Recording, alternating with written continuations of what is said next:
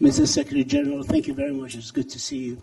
The war in Sudan has been raging since the 15th of April, 2023, with many people injured, many people losing their lives, millions are refugees in the surrounding countries, and even more displaced within the country.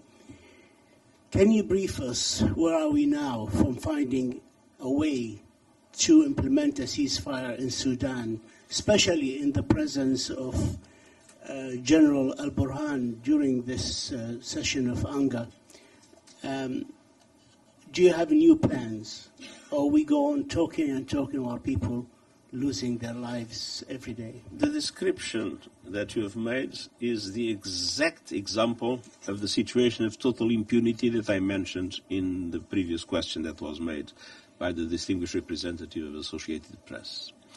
I mean, the truth is that you have two generals and you have two groups, one army and one paramilitary institution, that are fighting each other without any consideration for the needs and the dramatic impacts of their people.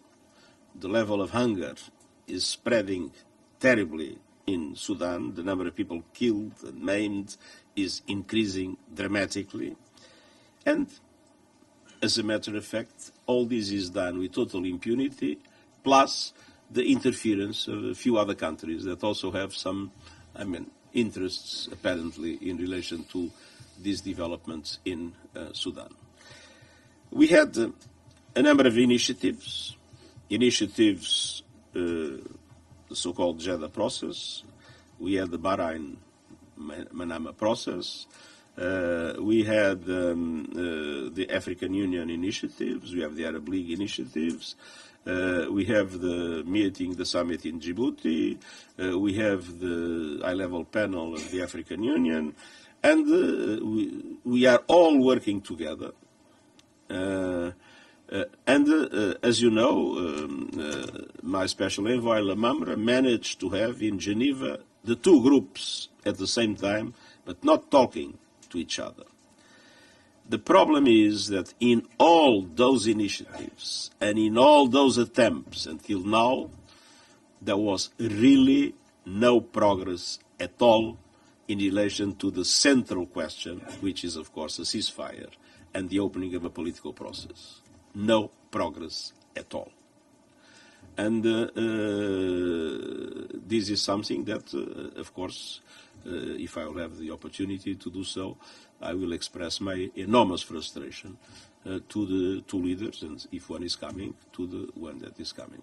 It's absolutely intolerable that things go on and that the international community is totally unable to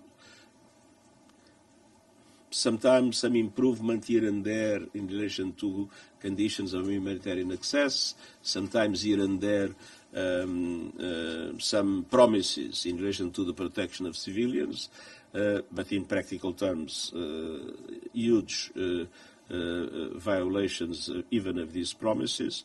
And then the most dramatic is that no progress at all in relation to what really matters, and that is a ceasefire and the beginning of a serious political process.